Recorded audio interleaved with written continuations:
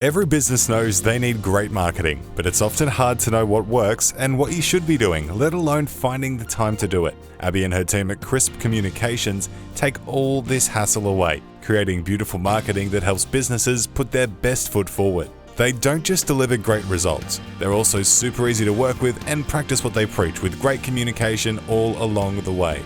So if you need a new website, new branding, new brochures, or even help with your podcast, head to crispcoms.co to find out more. There are a few things finer in life than beer. But have you ever wondered how that golden goodness was made? Then hop on board with Hop On Brewery Tours. We'll take you behind the scenes of local breweries, show you the fascinating brewing process, and even find the right beer for you. With full and half-day tour options available, Hop On Brewery Tours offer the most fun, educational, and unique day out in Brisbane or on the Gold Coast. Change your perception of beer with Hop On Brewery Tours, Queensland's original craft beer tours. Visit hoponbrewerytours.com.au today. So, are you ready to hop on? Remember, always drink responsibly. The defender back in the team.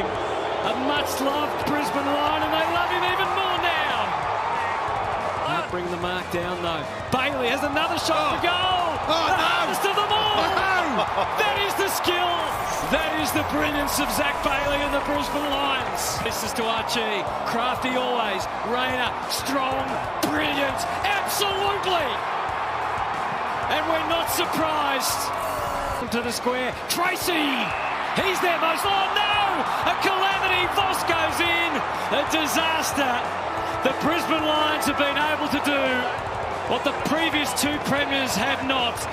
They are going to play finals football. All right, cool. Welcome back to the show. I like that. No, you have to do this. I can't do it. The Brisbane Lions Fancast is back for another week. We're recording nice and early. It is Saturday afternoon, 2:45. There's 2 games of footy going on right now, but we are fresh off the back of a 10-goal win over in Perth against the Dockers. Pat's got his iPad charged and ready to go. As always, if you like the show, make sure you follow us, subscribe, give us a rate, a review, all that sort of stuff. And if you really, really like us, then make sure you head along to the website, buy yourself a shirt. And if you really, really, really like us, you can get involved in our tip jar and shout us a coffee. And as this time of the show, I want to give a massive shout out to the following. We received a couple of dollary dues from some friends here. Danielle, good friend of the show, because you told everyone to pull their heads in last week if they were criticising Eric Hipwood. There was a bit of a, okay, well, here's some here's $20 for bad mouthing Eric Hipwood. Jacinta, a massive thank you to you, and a huge thank you to a good friend of the show. Let me find him here. Vince, I believe his name was. Yeah, Vince. Very generous donation, Vince, so very much appreciated. So thank you, everyone who's shooting us some money, no matter how big, how small. We do appreciate it all. It all helps, and it's actually helped me secure some concert tickets over the weekend. So that was really great. So thank you, everyone. I feel like we're close to running a joke here of like, if I had $1 for every time someone said something about Eric Hipwood, and it might happen. It very well might. Hey, we are recording nice and early this weekend, which means we won't have a chance to chat about the Twos who played tomorrow, and of course the girls who also have their first game tomorrow at Brighton Homes Arena, and that is going to be an absolute barn burner against the Hawks, so something to look forward to. Actually saw Dakota Davidson and Jennifer Dunn at Woolies today. Give them a little bit of good luck tomorrow, girls, and that was it. All right, let's have a chat about this huge win against the Dockers, potentially Nat Fyfe's last game in front of the home crowd. It means we've locked up our 7th straight finals appearance. The only question remains of whether it will be a top 4 or a top 8 finish for us. The destiny is in our hands to an extent. We've got one more game to go next week, and there's a bit to celebrate there. We need a few results to go our way as well, so it's fair to say this weekend we're all Sydney fans and Adelaide fans, just to help us out a little bit to hopefully secure a top 4 position next week. Lots to like about that game last night, Patrick. Lots to like. Yes, there was. What was it? Your mate Hoyne said within the first 5 minutes you can tell what kind of a game we are going to bring, and I think first second aside, we're immediately a ruck free kick. But aside from that, we dealt well with their pressure and they didn't really deal with our pressure. So I think whilst that is a little bit, blasé for the old Champion Data fans out there, because I think our first 10 minutes against the Gold Coast were quite good. So yes.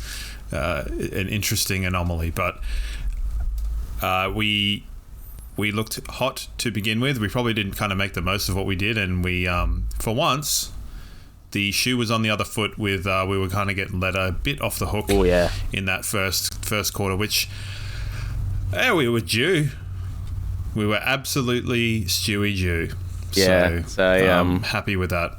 Freo, it definitely helped that they could not hit the side of a barn for, basically the first half of footy, 0 goals, 8, I think it was, before they finally kicked a goal courtesy of Josh Tracy. But you could tell that the pressure was on. Our keepings off game was extreme in the first quarter. It was, and every post-game interview, whether it was Fags or any of the players that were talked to at the end of the game, they said we were probably going a bit too hard with it, kicking backwards, sidewards, not really gaining much field momentum and not attacking the corridor enough. But it certainly all worked out in the end. Freo had a lot of the momentum in the second quarter. We getting smacked in the middle there. But lots of changes as well. 4 changes into this game. Stars came straight back in. Froggy came back in as well, and weren't they very, very welcome additions. Henry Smith dropped and Sam Day came back in. Dev was also dropped. And we brought in a debutant in Luke Beacon, who got 5 minutes of game time courtesy of a pretty unfortunate injury to one of our favourites in Jarrod Berry. So hopefully we do see him again. It probably won't be next week, but hopefully for finals time we can get him through, strap him up, jab him up, and get him through the final series, because he's a very important player to our structure. So that's something we need to discuss a little bit later on. But I liked all the changes. A bit of a shame that Tom Duday's... We're pretty much getting them spot on at the moment, I got to say, our changes. Yeah. Like, we might as well be the selection committee at this juncture, even the Sam Day coming in. Yeah, there's a bit to chat about that, the second ruck, because it's so unsettled at the moment. Yeah, Henry Smith, I thought he was a bit unlucky to get dropped after one sort of pretty poor game. He's had a roller coaster of a fortnight. He lights it up on the MCG against Collingwood, has a poor game against Sydney, and then, everything that happened during the week. It probably was the right decision to take him out of the spotlight this week, just because, he would have copped it. My fundamental thing with that is that I just think between Darcy and Jackson and Pearce, and given how kind of poorly he physically dealt with Blakey, who I wouldn't describe Blakey as a particularly physical player, we needed someone to just be able to kind of tree trunk and stand firm. And I think on the whole day, he did a pretty good job of that. Like, there was an early mark, I think, that Cox took that was sort of like he was getting pushed and pulled, and it was a 2-on-1. And it's like, it's very rare that you actually see Day get outmarked. So I think that's mainly the strength that he brings. And what that does is kind of allows when the forwards are kind of on to work their pressure and to get the ground balls going. That's kind of the level of important. What I will say, it was really good to see Charlie Cameron get a touch in like the first minute. Yeah. That was like very crucial, because he led up all the way up to the wing. Got the ball, had the ball. That's the important part. He had the ball. And then, picked up a cheesy ball goal out the back to kind of get things going, which was good. So 2 of his goals were Joe the Goose's probably, but you know what? That's fine. Doesn't matter how they go through. Hopefully he takes some confidence away from that game.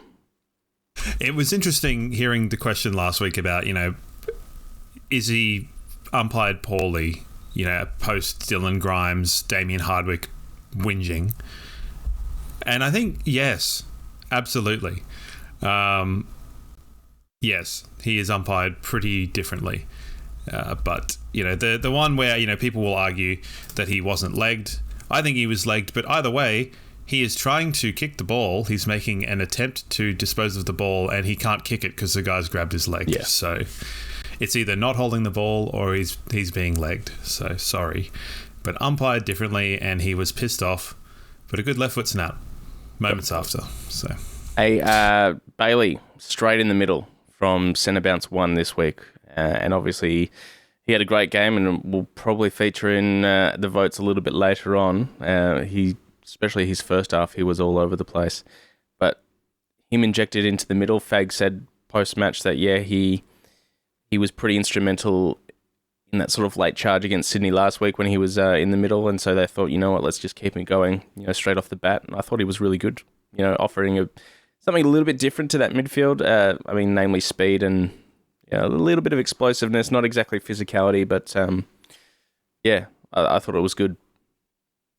I think his ability to take physical and like body pressure and still kind of maintain forward trajectory. I mean, it's the sort of thing that when we're winning the clearance, I mean, it's very one way. Yeah. And that's fine because it's kind of got to be at that point in time. Because I think even if you're kind of tracking, unless you have that kind of designated sweeper around the back, which is ordinarily Dunkley, but we did see at times their guys get out the front, which, I've said it before, the dancing on thin ice thing, it's a double-edged sword. So sometimes when you're trying to go hard in one way, you can give it up the other way. So, but seeing him come out the front, and funnily enough, like I think it was the first centre bounce, I was like, shit, he came a long way from the wing. Yeah. Was the first thing I thought.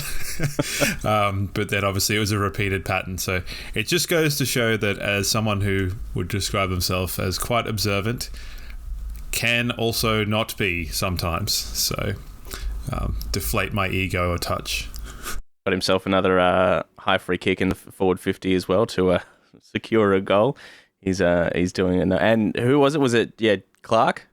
Who went to the umpire immediately after and went, hey, he's doing this. Just keep an eye on that. And yep,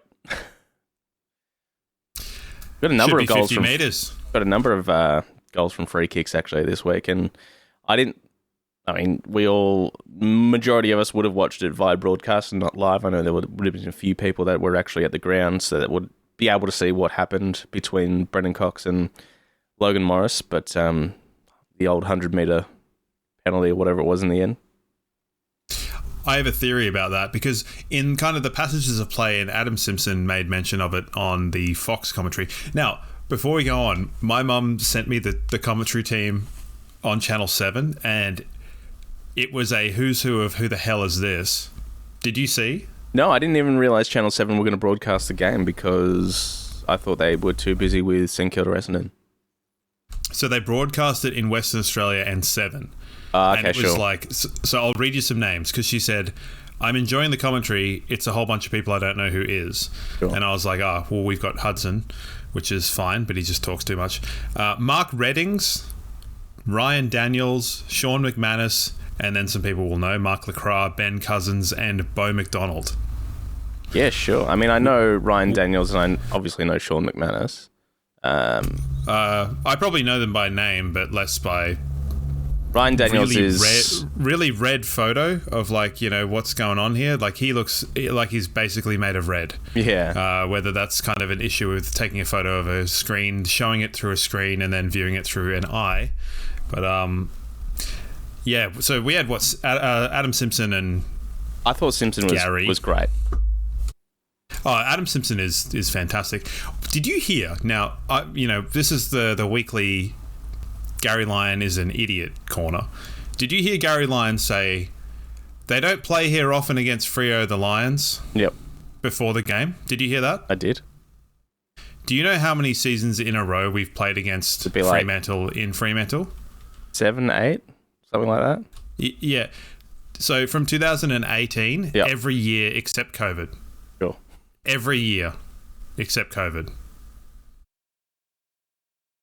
That's unbelievable. What I will say is I do love how much Gary Lyon loves Darcy Wilmot. Loves Wilmot? Yeah. Yeah, loves him. And if there's one thing I love more than a Darcy Wilmot goal, it's a Ryan Froggy Lester goal. So that obviously made me very, very happy.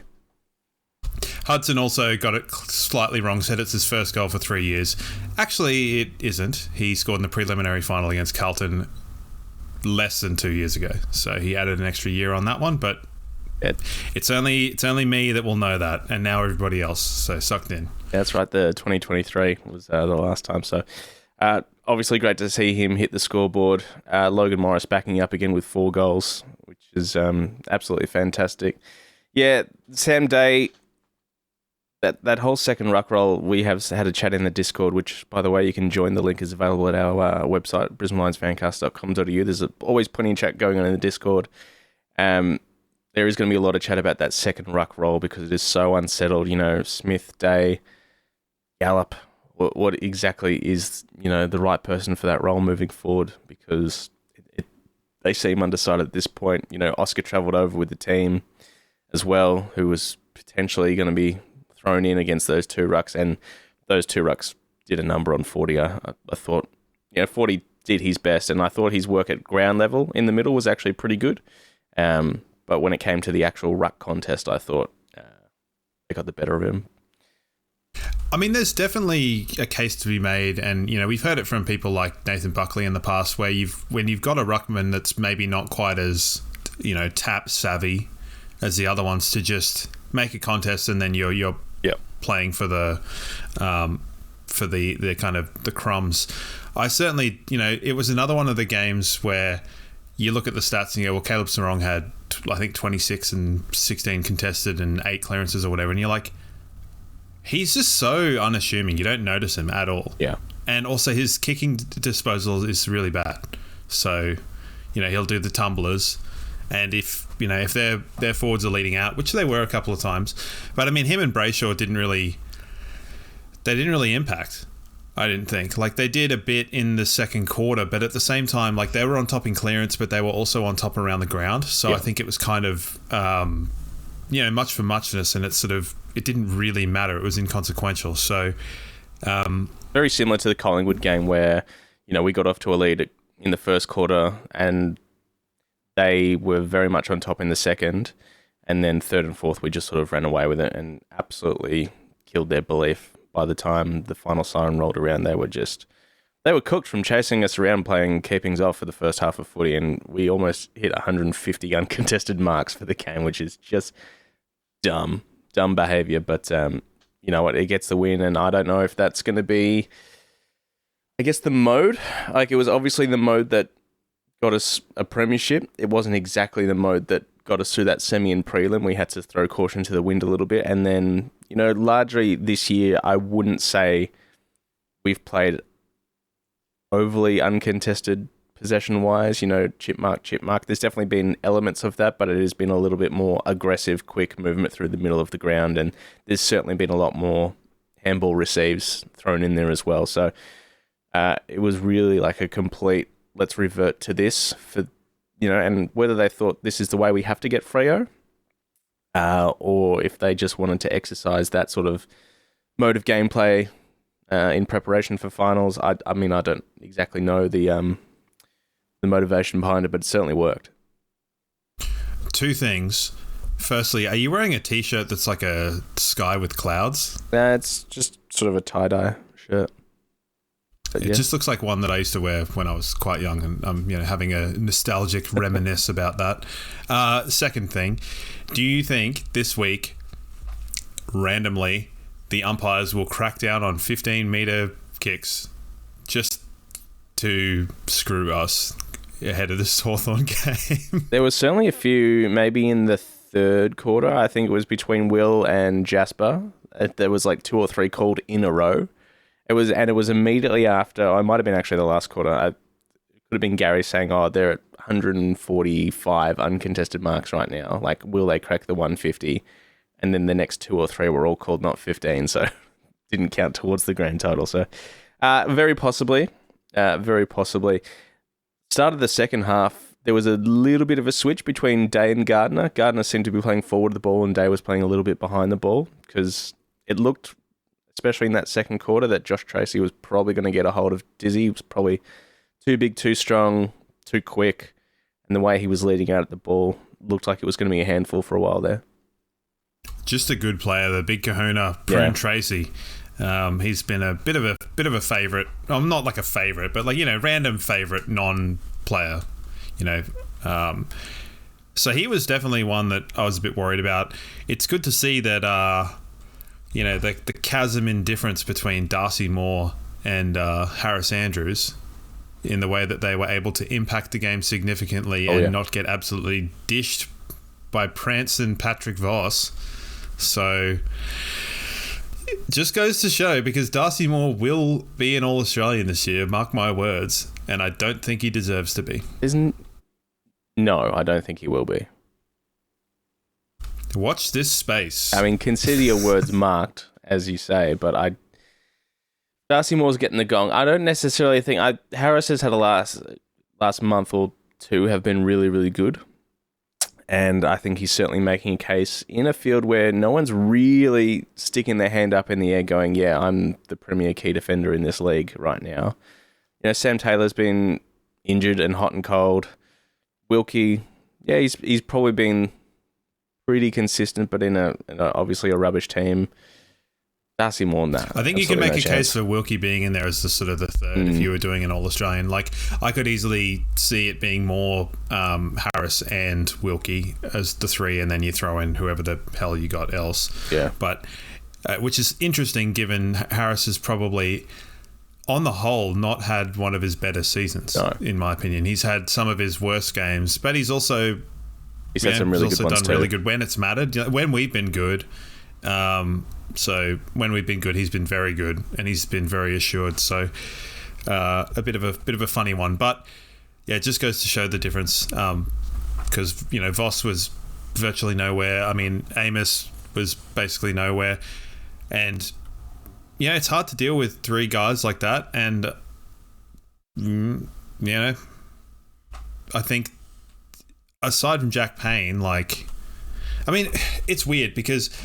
It looked like the Kahuna was going to get a hold of Gardner, but at the same time, if you look at that final in the elimination final against GWS last year, it's like Hogan absolutely ripped Payne to shreds, except for the last quarter. Yeah. So things can change within a game, and I think people sometimes need to keep that in mind. And if you just need to kind of have a slight circuit breaker, which was Day coming up the ground to kind of help out and Gardner kind of going up the ground, whether it was just to kind of like make Tracy kind of guess what he was doing. Bit of a weird one. Shea Bolton was there. He was? I sort of forget he plays. Yeah, a lot of the time. He had maybe 2020, 2021. He had just like a really, really good year at the Tigers. And then as they generally declined, so did he. And obviously he jumped ship to Freo. And he's had some moments this year, but he certainly has not lived up to the heights of that 2021 season, whenever it was. I'm just arbitrarily using 2021 because I think it was around then. Yeah, he's a funny player in my opinion, because I think that he's one of the most gifted players in terms of his athletically, the way that he moves and his game sense is unbelievable. But I also think that he has one of the dumbest football brains, discipline wise. The amount of 50-meter penalties that guy gives away consistently and has done his whole career, because you have to marry those two things up, the discipline side and the ability side, and I just don't think he's ever done that. But neither here nor there. Did you notice it didn't happen very often, the Liam Ryan kick out to right in that centre square slot that I said to watch out for? And you know what we didn't do? Watch out for it. Because that is the easiest kick to then turn over into a goal, because it's horrendously risky. Yeah. And they do it all the time.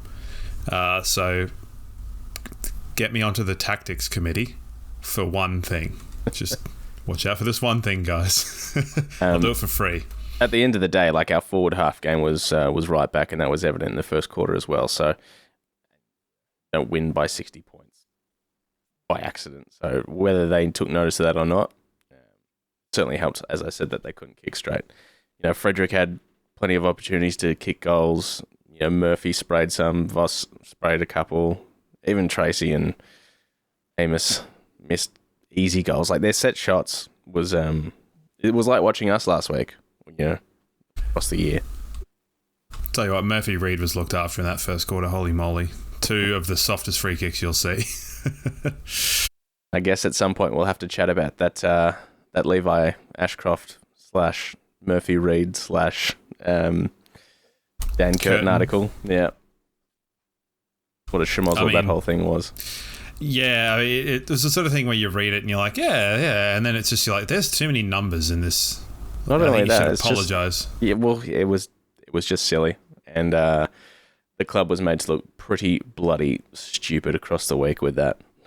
Not a great PR week for the Lions with, the Henry Smith Hopawate gear at the start of the week, and then please, sir, give Levi Ashcroft the Rising Star, please, at the end of it. And then to delete it. I don't think we need to be the squeaky wheel in this situation, to be honest. No, we probably don't. But still, plenty to like. Zorko was back to his best, his ball use. His kicks up the middle were absolutely fantastic. Fletcher was amazing across the day as well. It's the question of what are we going to do about this Jarrod Berry situation. Kai Lohman has been given the all clear to come back next week, so whether he comes back and then there's a bit of shuffling. But what I will say is Sammy Marshall, I would have said easily his best game for the club as well. And, he doesn't get a huge amount of the ball, but when he does, and the options he provides, and his running capabilities, geez, he's just everywhere. I think he's worked really hard. Yeah. And I dare say his season this year would have been playing, and his fitness and conditioning would have been with the intention of being able to play first team football, which is good. And I think he's, we were obviously very frustrated when he was not given much time as a sub early on in his career, which is like 4 weeks ago. So cool. Good use of words, me. But I think it's kind of worked out pretty well for him and for us. So maybe they do know all along. And Bruce, I thought, was pretty good considering, he's largely been not exactly canned, but the general consensus has been, he's the perfect sub. He hasn't got the tank to run out a full game. He's largely ineffectual when he does play a full game. I thought, for this week where he did get full minutes, I thought it was his best game. Without being amazing, I thought it was definitely his best game as playing a full game. Well, it was a solid contributor, and it was sometimes that's what you need. I think we've always been you and I have been advocates of, the team needs balance and the team needs the glue and the role players to be able to function, and that is kind of what that is. So it means going forward, if Jarrod Berry misses this week, which I assume he probably will, good to note that it. I initially went back and looked at pictures of his shoulder strapping from various seasons, and then heard because John Ralph, fucking idiot, is like, yep, it's the same one that he's had work done on 7 times. It's like, shut up, that's not correct. That is just not right categorically. He had a shoulder recur on his other one, and he did have a bit of strapping on that one in 2022, I believe. So, whether that was just a little bit or whatever, but this shoulder, to my knowledge, and also Fagan then said that he hasn't had surgery on this shoulder. So whether that's good or bad is another thing. I'm led to believe that because it came out the front, it's not like one of the Lockie Neal ones where he has to get the kind of joint fused and then he loses mobility, because you could tell he was frustrated, because I think we've spoken as well in the last 18 months he's really been able to gain more confidence in his overhead marking, and that's been such a strength to his game. Before then, it was a bit, I think he was cautious of it. Definitely. And you could see by the fact that he punched the advertising board with his good shoulder. Which is actually his bad shoulder on the way out. But yes, obviously I'm not happy with that, because, it's come up, the big kahuna, I like him. I like Darcy Fogarty. I like Thrillhouse. And I like Andrew Brayshaw. There's very few players in this game that don't play for the Lions that I genuinely like, and I really like the way Andrew Brayshaw goes about it. But don't touch Jarrod Berry in a stupid way when you've played a poor game and you've been soft and you've been outplayed. Don't do that. So he's on the shit list now. He's been demoted from favourite to to the shit list. Like, I mean, I like Andy Brayshaw. Because that's not. Yeah, I know, but that's not tough play. That's. No, yeah. You've not read the bounce of the ball, and you've played the player. Yeah. You know, and it's in the. If Zach Bailey's push on him was in the back, which it wasn't. No, that was. I mean, that's in the back. So, which they did pay in the back, but still, it's stupid and it's unnecessary. Yeah. It will be a case of wait for the scans and see what ligament damage has been done, if there's any fractures as well, but hopefully all clear. And as I said, hopefully it's the sort of thing you can just sort of manage the pain and get through a final series. I doubt he'll be playing next week, and maybe that means Bruce's responsibility actually gets stepped up. We'll wait and see when selection comes out in, just about a week's time. So, yeah, not ideal. Not ideal because he's one of our favourites and been very important and very good and consistent across the year, which is it's a pisser of a time to do any sort of injuries in a time where, we're doing plenty of injuries. We're just starting to get a few back. Not ideal, but hopefully, fingers crossed, that we'll see him again. Have you got 3 things? I do have 3 things.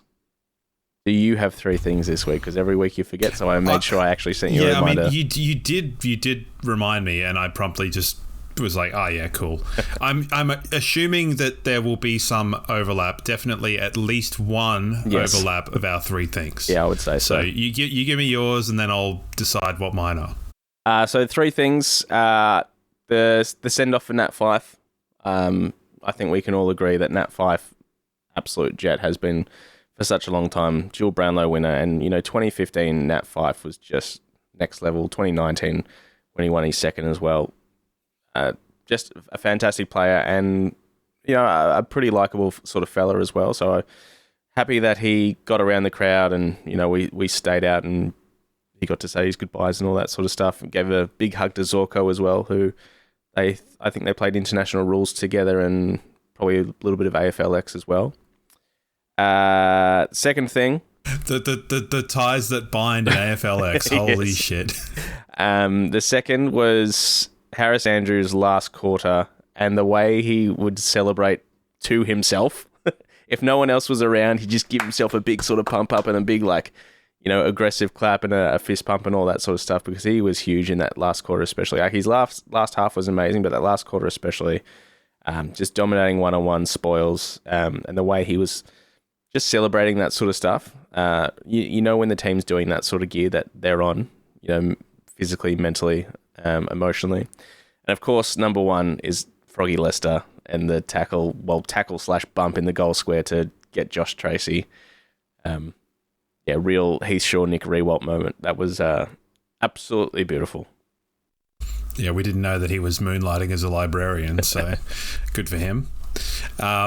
Yes, that was obviously going to be the best one. Yeah. So I will also throw in there Zach Bailey's goal over the head that is significantly better than Caddy's, so sucked in. And also, I'm not going to say that I used to do that as a kid because I wasn't being tackled by 3 guys, so good on you.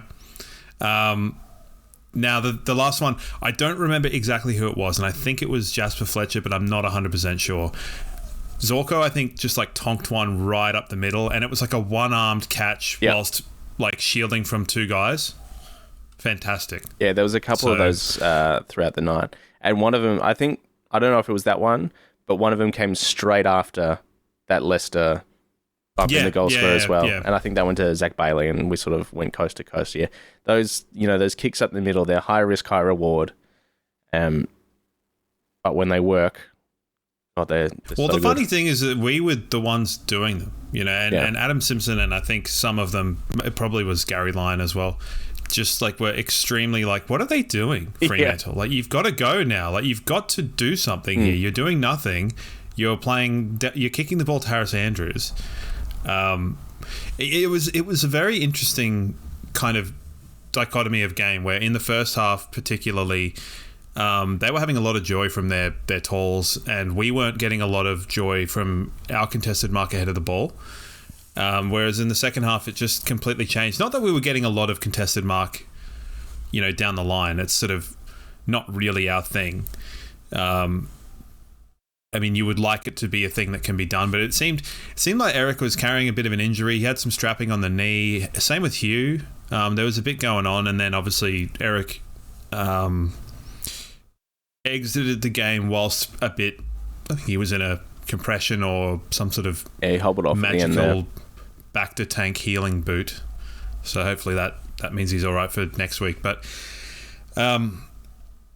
it just switched. We were just getting a little bit, whether we were positioning the ball a bit better or we were picking our one-on-ones better. It just flicked, and we were able to progress the ball. But particularly in that first half, it was amazing when we were trying to get the ball out, and it was just Pearce was getting the ball or Cox was getting the ball. Coming straight back in, they were often giving it to old mate, their one kicking dude, who I immediately forgot what his name was. And then you pan over to the bench and it's like Hipwood sitting there and you're like, yeah, that's why. So for the people that say, what does he do? That's one of the things that he does. Yeah, look, we're obviously staunch hippie defenders on the show here because we know a lot of his work goes unnoticed by sort of average fan. It probably was one of his poorer games, and it same for Dizzy and for Sam Day. They have been slammed a little bit in the aftermath, and they had poorer games, but they still, when you win by 10 goals, everyone plays their role, so you can't really be that unhappy about it at the same time. Yeah, I mean, I think that they, Hipwood aside, they had their moments. Day definitely. I think I said earlier on, it's like he very rarely actually gets outmarked. Yeah, and that's sort of all you need. And that's what I said heading into the game last week, that I thought that he would be probably more consistent. It's like not a very high floor and not a very high ceiling. But sometimes you just need to know that that's what you're looking for. And that can be, of invaluable importance in a game like this. And it kind of, it worked once things kind of got going a bit better. And just standing in the way of their ruckman and of Pearce and stuff like that is probably more useful because they're good. They're good players and you can't do a lot about them sometimes. And I think there's a lot of... I understand that it's not everybody's responsibility to understand how a forward line works and the things that happen when the ball's there and the things that happen when the ball's not there. But I linked a video because someone asked, what does Hipwood do that Ty Gallop could not do in the situation? And I think last week, when you lack familiarity and players that are there in kind of a game situation to trust to do the role, whether it's pressing in a certain way, and the way that we press is actually quite unique. I linked a video which was Jump and Jeff White talking about our game against Carlton a few weeks ago and that first quarter and the way that our pressure works in the forward line. And it's a big part of that, but as soon as you start taking players out of it that maybe don't do it at that level or maybe don't do it, they don't have the full trust to know that they'll do it in a certain way, it just breaks down. So you can't just change things.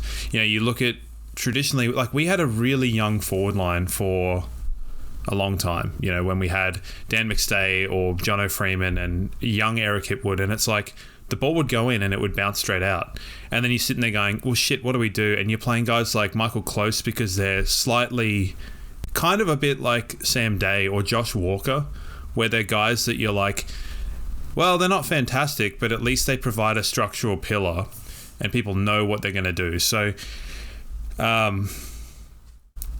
wrote a lot of things about what Gallop does and doesn't do, but I think it's a different situation because I can understand people going, well, Logan Morris came in last year, impacted really well and was a factor in a premiership winning side. That's fine. He didn't have to ruck ever. Whereas I think that's a really big extra physical thing to ask someone to do, to work up and back. And the draftees, to my knowledge, don't get a full preseason. I think they come in slightly later. Yeah, a bit later, yeah. So I think it's because someone said, would it have been better to give Gallop a 5-game run in early on the season? Possibly. But if it's the sort of thing where you're going, well, it probably doesn't matter anyway. I think in the Adelaide game, we were both pleasantly surprised with how well he competed. But he looked absolutely gassed midway through the third quarter and was subbed out. Yeah. So, but well, yeah, as you said, we were both impressed, especially with his ruck craft for a young fella against a big body like Thilthorpe at the time. And I thought we both said at the time, like, yeah, he's done enough to get another game. We were probably a bit surprised that he didn't. So, hindsight, maybe it would have been beneficial to give him a bit of a stretch of games at senior level, but it's sort of too late now. It could have been that his recovery wasn't quite right, or he wasn't able to go the next week, and those things are fine. They do happen, but I think it's a lot to ask someone to play key position and ruck in their first season. It's very uncommon. Yep. And I think when you're starting to add in those ingredients, let's say hypothetically you've got Gallup, Smith, Morris, like that won't work. It might work in a few years, but it won't work right now. We need a little bit of... We need the boring and the kind of the role players. The bottom six need to coming from that. Yep. Because you know what you're going to get from them. We know that we're a team where don't make me get a calculator out again, but we've got a lot of goal kickers that can come from all kind of parts of the ground, and that's one of our strengths that I think a lot of other clubs don't have. So, and we use that. We use it really well. We manipulate the ground. Our players aren't afraid to take the game on and take shots, so it eases the burden. And when you win by 57 points, whilst I understand, let's talk about how we can improve, but the players themselves are not where the improvement needs to come from at the moment. It's getting guys back from injury that is where the improvement comes from for us at this point in the season with one game to go before finals. It's wild to me that people can, Gardner needs to go. It's like, well, who are you going to put in there? Like, no. No.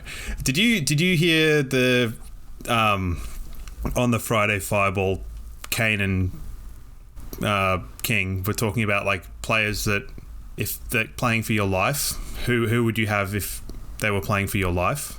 Oh, no, I didn't hear that one.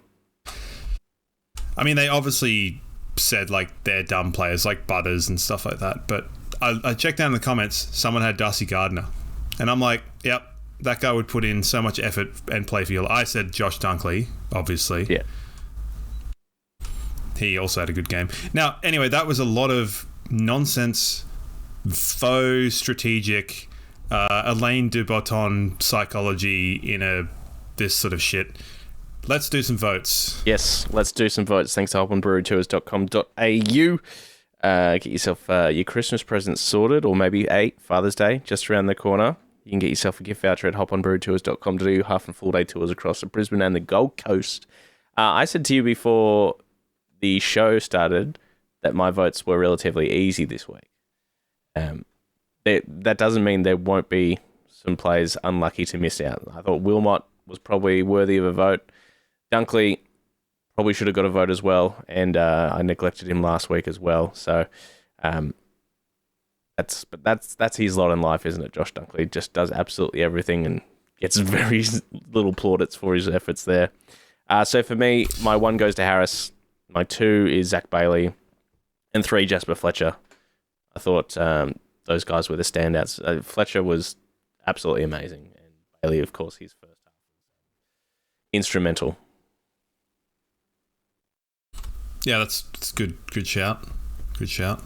I feel obliged to give Zach Bailey 3 votes just because I don't know that we've given him many votes at all this season. We have. Yes, and I mean probably that one game where he kicked 4 goals or something nonsense. So Jasper's becoming like way too consistent. It's almost sickening. So Bailey the 3, Harris the 2, and that's a 2 where like look at it this way, it's like Harris got 1.5 and Leicester gave him 0.5 of that vote just through like osmosis, and then Fletcher with the 1, please, for me.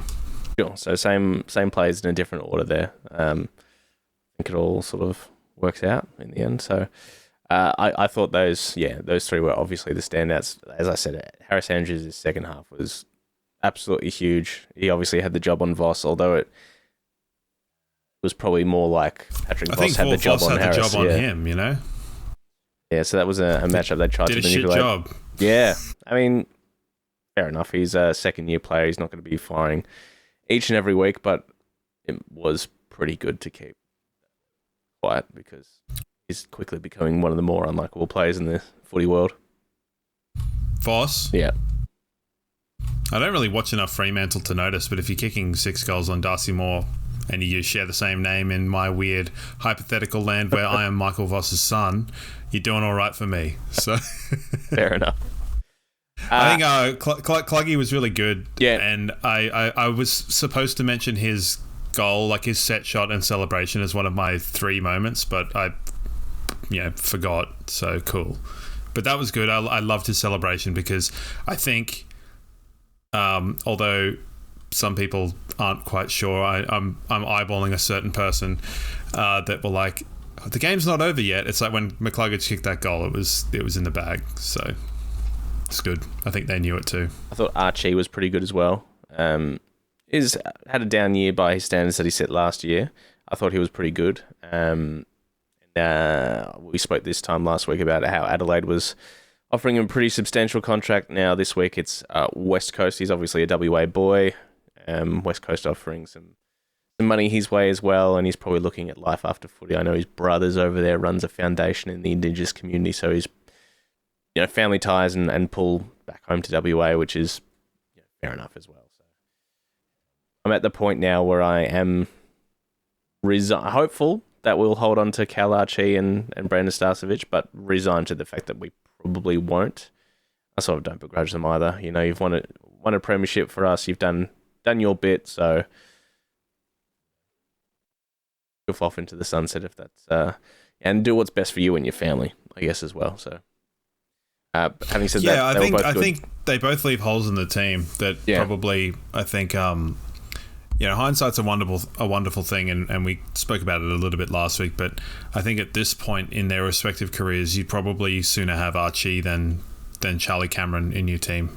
But we kind of, that said, I think Archie's form last year is a little bit distorted by his final series. Like, he was obviously exceptional in the final series with his job on Whitfield, and then Blakey. Clutch in the Geelong game with 3 goals, and then Blakey, and also impacting the scoreboard. So I think that little purple patch that he had is probably not reflective of what his entire, I think he only came in as a playing forward in the Adelaide game in the draw where he... Yep. It was good. He flattened Curtin, as I recall. Poor second year Rising Star nomination. Sorry, I'm sounding like what's his name, Peter Bulcher or whatever, whatever that guy's name. Yeah. I think it's he's not the kind of person that you're expecting to kick 2-3 goals every week, but it's just when he does, it's good, and we like it. We like people kicking goals. So, but I would sooner have Archie next year than Charlie Cameron, for example, which is no slight on Charlie Cameron, and I liked very much what Charlie Cameron brought last night, and I think he lifted when he needed to lift, and that's perfectly serviceable for the team. This is normally where we talk about the twos and potential changes. As I said at the start of the show, the twos will not be playing until tomorrow down in Frankston, so nothing to chat about there, but we can sort of potentially have a chat about some changes. Now it looks like Kai Lohmann is ready to go and come back in, so does he come stick him in, boy, straight back in for Berry and then shuffle things around, or are you looking to bring someone else in for that role as well? There's a couple of ways you could do it. I think you could put Beacon, and I know it sounds so weird to be like, put Jasper Fletcher up on the wing, but you could do that. You could play Beacon and give him a more substantial trot at goal. That said, I don't know if that's a wise thing to be kind of messing with the back line, given its kind of fractious nature. And then you've kind of got Marshall, Bailey, Levi for those kind of wing roles. But, Berry's a big miss, and we don't really have anyone that's like him in the team. So it's a tough one. But Lohmann definitely back in. Whom for? I would say Bruce, and then you kind of do a little bit of reshuffling. What are your thoughts? Well, I think it's Berry out, Lohmann in, and then, Beacon, Fletcher, Bruce can all sort of play that Berry role. None of them can play it to the pedigree that Berry can, but they all play similar sort of defensive wing, halfback roles. It did look like Beacon was kind of flitting up the wing a little bit when he came on, whether it was just like, you've seen what he does, just, it's fine, go for it. Yeah, I did feel sorry for Luke Beacon and his family that have all made the trip over to Perth to see him play 5 minutes of footy and absolutely shit himself, and the first time the ball got near him as well. Made up for it towards the end and had a couple of good disposals, but it's a long way to travel to see not much from your boy there in Luke Beacons. I do hope he gets another crack, because his form all year in the twos has been absolutely fantastic and has deserved a spot. So I hope he gets another crack next week against the Hawks. What we will need to sort of think about is, they're playing 4 all forwards. If you want to look at it that way, Gunston, Chol, Mitch Lewis and Cal Shadir all down there, and they can do a job. And then depending on who they use as their sub, Luke Bruce has been the sub maybe last week. I'm not sure what they're rolling out against the D's this weekend, but it sort of allows... I tell you what, you make your own luck when you do that sort of shit. Like, we saw that years ago, having like Ruckman as your sub. Their luck has got to run out with being able to put Luke Bruce as a sub and have it be like, like it's either, we'll take Gunston out and put the other... It's like, can they have like a defender go down? Well, the way they've... Would it like hurt them to have, someone actually important get cracked, and then, The way it's been working for them is they will generally sub out one of those tall 4, Lewis or Chol, and then it sort of allows Impey or Sicily to work up the ground a little bit more and work forward. So it's worked well for them. It certainly worked wonders for them against Collingwood last week. So we'll see how they go against the D's, and you never know, they might pick up an injury or two themselves. So we'll have to wait until next week to find out exactly what's going on. And of course, it is Sunday night at the Gabba, but plenty to celebrate. Zorko's 300th, Charlie Cameron's 250th, and Hippie's 200th, providing Hippie is good to go with whatever he's got going on, carrying that leg injury. Lots to celebrate, lots of motivation. If those 3 milestone games, a potential top 4 spot, if that stuff doesn't motivate you enough, I don't know what will. The short answer is nothing will. Yeah. The annoying thing is, it's at the Gabba, and that has not been a happy hunting ground for us, weirdly enough, in 2025. 7-4 our record is there. But we do have a knack of rising to teams in the top 8, top 9 as well. So, hopefully, fingers crossed, we can come to the Gabba, our home ground, and find something to cheer about. No comment from me. Well, it is in the questions that we're going to get to a little bit later on as well. I answered that question the only way I knew how. Yeah. So they're obviously missing Will Day. He's gone for the rest of the season. And Josh Weddle, who is potentially back for finals, but still at this stage out of the lineup.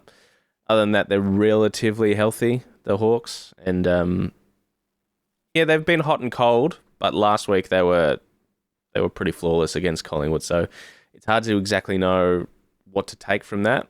And we might have a better read after they play Melbourne this weekend as well, because the D's were pretty good last week against whoever they played. The Dogs. So Doggies. Yeah.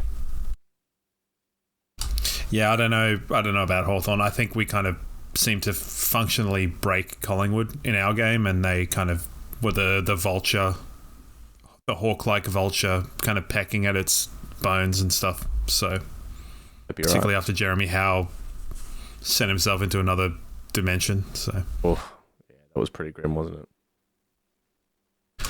Yep, sure was. All right, well, let's move on. Yeah, it's a tough one because, as I said, it's Saturday afternoon, so there's still plenty of footy going on.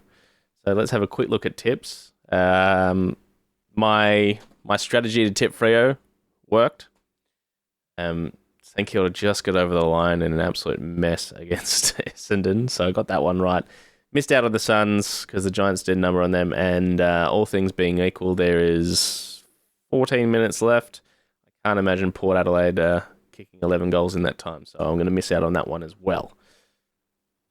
Beauty. Yeah, I got the Lions, obviously, and same as last week.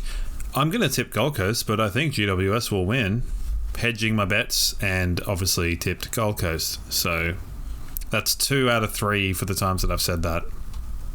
Still 5 games left, so do we have to do next week as well? it seems way too early to do next week's, doesn't it? But yeah, I'm not doing next week. What I will so say is I'm tipping the hell out of Hawthorn. For us. Okay. For us, I'm tipping Hawthorn. You're taking one for the team. Yeah.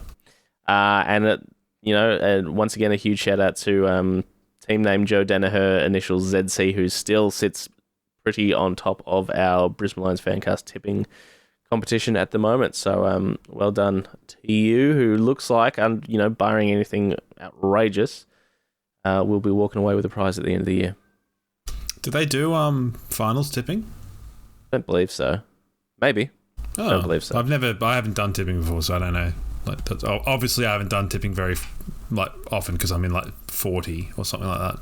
But cool. I did climb from the depths of the 90s mid-season, so I've had a decent resurgence, I would say. You've done very, very well. All right, so have a quick wheel. And then we'll get to some questions to finish things off for the Brisbane Lions Fancast for another week. It is your turn to... I'm assuming Josh Drummond won, right? Yeah, you better believe he did. Oh, here you go, Steph Martin. Going to pass or hold on Steph?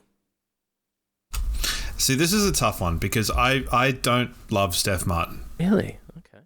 Yeah, but I'm going to give him to you because I think you'll have a better time and have a lot more positive things to say. So you can have Steph Martin. Okay, which leaves you with Jack Payne. See, I'm happier with that. But you have to go first, so... What I will say about Steph Martin, and this was... I don't know if you recall earlier in the year, a bunch of AFL.com.au journalists were asked to write, the best team of the last 25 years because it was, the turn of the quarter century. It's put together your best team of the last 25 years, and obviously Michael Whiting got the Lions. He had Steph Martin as our ruckman, above Crackers Keating and above Oscar and above Jamie Charman. Matthew Leuenberger. Yeah, well, Mitch Clark is probably another one. I thought, he was one... Was it 2014 where he came to the club and we had 4 joint BNF winners and he was one of them? I think, roughly. That was one where he shared with, I think it was Zorko, Mitch Robinson, and Steph Martin. Dane Beams, maybe? Yeah. Calamity. Yeah, well, that's just where we were as a football club at that stage. It was expenses on 4 trophies, unnecessarily. Absolutely tremendous athlete, Steph Martin, and in a time where we just couldn't buy a win. Not obviously the most gifted athletic ruckman, but a big body and knew how to use it to manipulate stoppages and centre bounces to get the best out of each contest to give ourselves a red-hot chance, which was absolutely fantastic. And yeah, it's hard to argue with what Michael Whiting did in the end and made him our number 1 ruck. In a team that was predominantly made up of, players from the early 2000s and a couple of, from this year, Lockie Neal and Harris Andrews and things like that, to have Steph Martin in that sort of junk period as a standout, and I think maybe Tom Rockcliffe was another one that you could have thrown in there. Says enough about the man, and I think of the 3 clubs he played for, we certainly got the best out of him. And categorically, yes. Yes. He was stuck behind Mark Jamar at Melbourne, and then, Max Gawn sort of came in straight after that. One of the greats, Steph Martin. A big fan, much loved bloke, really smart, sort of thoughtful guy as well.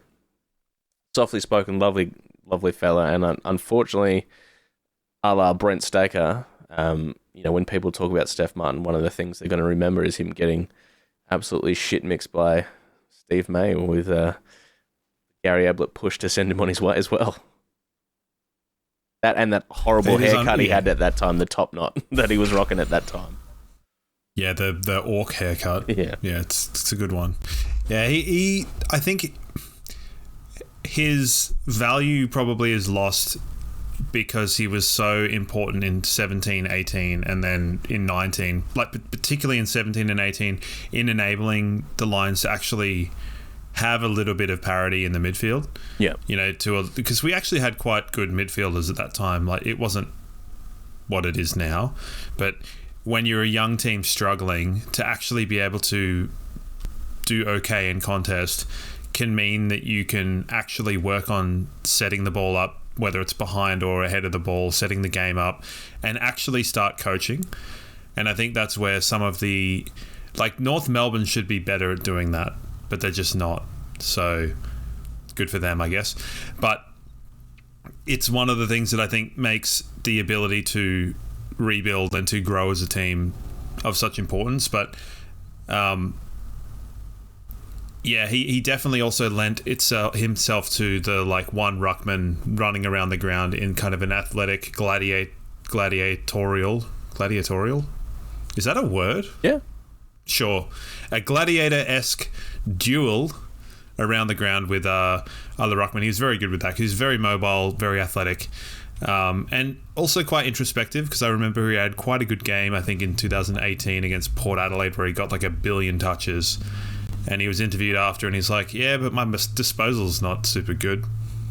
It's like, good for you, man. You know where to improve, but you just didn't in that aspect. So, yes, good. And he also enabled Oscar to transition into the team, playing as sort of that forward ruck in 2019, I think, and then, went from there. Absolutely. All right, let's have a chat about Jack Payne, who, every now and then, not every now and then, but most weeks, something will happen during a game for Brisbane, and I will think to myself, oh, we need Jack Payne in that instance. This game just gone against Freo, he would have been the perfect athletic matchup for Josh Tracy. He's got speed, he's got the size, he's got the frame. Probably doesn't necessarily have the footy nous that others do, but he just would have been such a good matchup for Josh Tracy on the weekend, and easily was having his best season before his knee just sort of blew out, which is obviously a real shame. And once again, top bloke. Really nice guy, Jack Payne. Yeah, he... I wonder, do you think that he is the best pure athlete that's ever played for the club? I know that's a massitive question, because we've had some specimens. Yeah, well, there's one in Marcus Adams, athletic ability. I mean, you can go back. I want to say Marcus Adams' retirement was not felt nearly as hardly as it could have. Oh yeah, because we had Jack Payne. Yeah, if we didn't have Jack Payne, that would have been shit. We need to go and get another key back, which is not super easy, to be honest. But anyone else that you can think of that's just an absolute unit, but also has the speed and the other. Yeah, well, that's the thing, is athletically speaking, Jarrod Brennan was a freak, but didn't have the build of a Jack Payne, of a Marcus Adams. So yeah, he would be right up there. Because he was, what was he, discus? Was he a discus player? Yeah, discus player. He loved playing the discus. What do you call him? He was pretty high up, state level at least, discus fella. He's one of them discuses. Yeah. Discus stew. And you'd have to, he'd be podium finish for sure. He's had a little bit of trouble with his body, but I think it's kind of not so much soft tissues as it is weird joint things. It's not often that it's he's hurt his hamstring, or it's his ankle is snapped, but he's going to keep playing, and you're like, shit, all right, good for you, come on. I think his kind of trust and partnership with Harris extremely important, and he's grown significantly because I don't know if you remember his I was big just debut. about to say, yeah, it's against the Tigers, wasn't it? Was it at Metricon? Yeah, he got absolutely stitched up by one/both of Lynch and Redwall. and Yeah. I just remember that game, and it probably said a bit about Harris Andrews as well, is that he felt he had to do so much that game and like really look after Jack Payne and make sure that he didn't get absolutely torched on debut.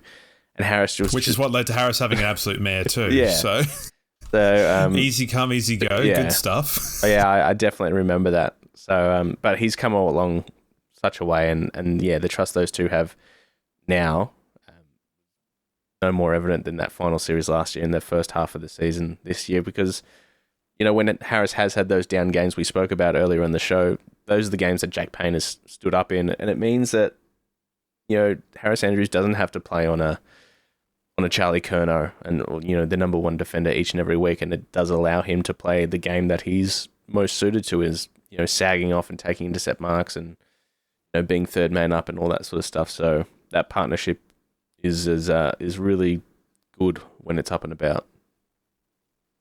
Well, I think in terms of like them both as backmen and as, you know, as key defenders, they're like, funnily enough, this will sound strange, but I feel like Jack Payne's strengths mitigate Harris Andrews' weaknesses. Yep. Not the other way around. It's not like, you know, I think that Payne could play as well next to virtually anybody, but I think if you put different defenders next to Harris, it does kind of mess with his effectiveness, which we've kind of seen a little bit. A little bit. I mean, Harris has really picked up his game and has been playing really well, but I'm going to stick with that. I like that. Yeah. Yeah. Yeah. I like the sound of that. Agree with you completely there. So, yeah, that's a good little matchup, those two. I like that. Little wheel. Who was the first one? Steph Martin. Martin. Right. So, I mean, yeah. both pretty, you know, both pretty ones, like pretty big fellas and athletic as well. Actually, yeah, Steph and Martin could be on that podium of physical freaks as they were. Could be him, Adams, and Thingo. Yeah. Were there anyone from the three-peat years that were just like, man, look at that guy go? Sean Hart, for a little nuggety dude, that guy was shredded as all hell. Yeah. Sinewy. No, it wasn't the style at the time. You didn't have to be, It certainly was not. Yeah. It certainly was not. Let's move on. Questions, yes, thanks to Chris Communications, chriscoms.co, giving you free Brisbane Lions Fancast stickers. You can get those through our website. If you need marketing, if you've got a podcast of your own, make sure you chat to Abby and the team at Chris Communications. The big question coming through on the Discord is, what the hell is with our form at the Gabba compared to away? Do you want to explain what my answer was? Because I don't think that I should. So in there you put a series of emojis, and it was in reference to a fella named Roy Keane, who I'm not overly familiar with, but other people are. And basically just saying that away fans are true fans, home fans are only there for maybe the social aspect of it, and not necessarily the diehard fans. Which, I mean, obviously there are so many diehard fans that go to the Gabba each and every week. Yeah, now I want to make it clear that this is not my opinion. Yeah. It's a funny answer to a question that doesn't really have an actual answer. And I say things like that because I know that it tickles people in a certain, you know, in a weird way. But yes, the prawn sandwich brigade is what that's. I don't know the answer to it. No, it's I don't know if one. they're just extra comfortable at their beds. I've heard heaps of things. I've heard that the away change rooms at every other ground are more palatable than the home ones at the Gabba because they constantly have sewerage leakage and stuff like that. Don't know if I can confirm or deny. I don't know if we're comfortable. I don't know if we've just gotten unlucky with the games that we've had there at the times we've had them. I can't give you an answer, so I will give you do the fans at the Gabba, can they even spell football, let alone understand it? response.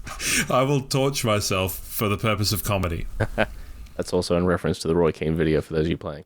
It is a tough one to put your finger on.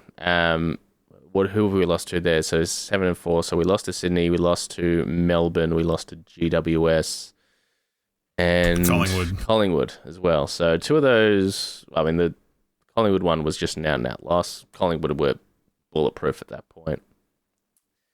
We were coming off 5-0.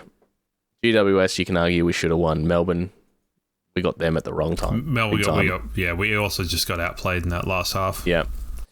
We all know what happened last week against Sydney. You can make your own excuses for that one. But we have had some pretty good wins there as well. Like the win against Gold Coast was huge. The win against the Cats was a good one as well. Who else have we beaten there? Port and some lesser lights as well. Essendon, those sort of teams. I don't think it's as bad as people are sort of saying it is. Like, it's obviously bad, but it's only in comparison to 2023 where we went 13-0 or whatever it was. And even last year we dropped a couple at the Gabba, but it was still... And, 7-4 is still pretty good. It's just also in stark contrast to our away record, which they highlighted a number of times on the broadcast last night, which is now, 3 from our last 21 we've dropped. And that was Adelaide this year, Collingwood last year, and... The Gold Coast, technically. Yeah, Gold Coast as well. So those are the only 3 away games we've lost in the last 21 games, which is... I think, kind of interestingly, this will sound a bit weird, but if our away record was our home record and our home record was our away record, people would be like, they can't play away from home, yeah. Yeah, they can play, they're good away, they're good at home, doesn't matter, and it's just the difference is what? A win and a draw? Yeah. Which is pretty weird. I think it's probably as well, we've heard all of the rhetoric about the draw has been disgustingly hard, and contextually it has been. We've played all the teams we played twice have been top 10ers. So, well, yeah, I mean, cool. Basically top 6 and Sydney, who their position on the ladder is not necessarily reflective of the team they are. And I think as well, when you look at it and go, the teams that are sort of down, like Melbourne fucking hate us. So they've obviously lifted pretty big for that one. You're playing North Melbourne in Tasmania in the fog, and you're dealing with West Coast and Josh Caddy playing is it not Josh? What's the other Caddy? Nate Caddy. Nate Caddy. Did I call Nate Caddy Josh Caddy earlier? I think you called him Nate Caddy before. Did I say Josh Fife? No. You've got him having a worldy game and things like that. Just weird stuff. It's a weird season. It's a really weird season. And, in most other given seasons, we're probably quite comfortably in the top 4. Yeah. So, what's the answer? Don't know. Sorry. There was a little bit of question in the ill-begotten State of the Game chat about the disparity between the top 9 and the bottom 9. Did you have a look at that? I didn't know. Senor JB. So I will find it. I think it kind of constitutes a question, right? Yeah, sure. So it's from Ziggy, one of our favourites. Says, I don't think the disparity between the top and bottom 9 teams is good for the game. It's good for finals and the last few rounds intrigue, but I think that years like 2024, where it's a lot closer in general across the board, it's good for the game. What do you reckon? It's hard to tell. It makes the good games good this year. I think it makes the good games better. I'm stoked for Adelaide Collingwood tonight. I think that'll be huge. GWS Gold Coast had the ability to be a big one. Us and Freo. Dogs and Freo next week is going to be crazy. And I think the idea of this 9 fitting into 8 is so intriguing. And it means that you have to get 15 wins to make finals, which is absolutely crazy. Because it wasn't long ago, it's 12 wins will get you into finals. 12 wins will get you top 8. And 15 wins should get you top 4. Now it's someone is going to end up on Try harder. 14 or 15 wins and potentially miss out, which is absolutely nuts. So I think that aspect of it is really good for the game. It was. I've just gotten myself completely in the giggles with a completely unrelated parallel where we've distilled the government's stance on finding jobs and unemployment of just try harder. We've now distilled that into the top 8 of the football in like a weird metaphor. Sorry, my brain does some weird stuff. So yeah, as you were, keep going. I think it was Kingy last week that was saying since, I can't remember, the last 7 rounds or whatever, like the top 9 v the bottom 9, it was like 34-2 or something like that. And both those 2 were Sydney against Freo and us. So that aspect of it it's good for tipping. It's good for people that like to bet on sports. But other than that... Is it? Well, yeah, free cash, I guess. I guess that is a good way to, stick one to the government that I just then provided a weird metaphor for. I mean, what I'll say in the defense of the situation is we have not seen a season like this for, I think, 2012. There was quite a big gap between the top 8 and the bottom. But I think it's purely an anomaly. Yeah. And I think there's a lot of, kind of reflective by the name of that chat being State of the Game, which, for anyone wondering, that is for me to share my tinfoil hat ideas about football games. That is there, and I think that there's quite a bit of overreaction happening, and if you look at it and go, well, we're in a bit of a weird, unique situation where there's quote-unquote good teams that are underperforming because they're being quite poorly run. And I'm looking at Fremantle, I'm looking at Carlton, I'm looking at Essendon. There's mitigating circumstances, but I can't see Richmond sticking around down there for too long. No. Can you? I think they're doing a good job at a whole ass yet quick rebuild, and I think they're going about it in the right way. I think at Essendon, they've got so many injuries. Like, they are just... I've never seen anything like it other than Essendon 2012 when they got all those mysterious injuries. They've just got so many, and even last night, Laverty went down, and Zach Merritt goes down last week as well, and they've got 15 debutants. It's just absurd, and they're still, they stuck it to St Kilda. They ran Sydney to the ground last week as well, and I think, by the time next year rolls around and they get those players back, that whole squad is going to be so much better for it. To have AFL level experience and to have a plethora of healthy bodies to choose from, that it will mean that they should, and we hear this every year with Essendon, make a charge up the ladder, but who knows? They could shit the bed again. It also gives them the opportunity with giving AFL games to other players, to the old Essendon Windy Hill farm of moving players on for probably, it might change his 3rd round draft pick guy to a 2nd or something like that because he's played 5 games and, albeit probably struggled. So, yeah, I think it's just a bit of a weird one and everyone needs to just relax a little bit. But having said that... I'm not talking about the person that said the question. Ziggy doesn't need to relax. But it also means, we spoke about this on the show last week. I still can't pick a premier at this point. I mean, at this stage, you've gone to my head, Adelaide. But that's, Yeah, but the funny thing is we've now seen, and you've seen it in the Gold Coast game today, and you've seen it in the game last night, what these finals-like games do to teams that have not played in the finals. And, it's not necessarily that I think that Adelaide won't beat Collingwood tonight, because I think Collingwood are a bit fundamentally flawed at this juncture, but I can see Adelaide going out in straight sets. It wouldn't surprise me. It would be very much the way that, if we finish 4th and we play Adelaide on top, I'm loving that personally. I was thinking about that today. I would very much welcome that challenge to see just exactly what we're made of. A week 1 finals against Adelaide. We belted Adelaide for 3.5 quarters. Yeah. They got a five goal purple patch at the beginning of the 4th quarter. And we just won them the game against any odd. but we belted them in a wet game where Ben Keys and Josh Rochelle each kicked 2 or 3, and I think it was six goals between them, and they were wearing metal studs, and since fined for that. Yeah.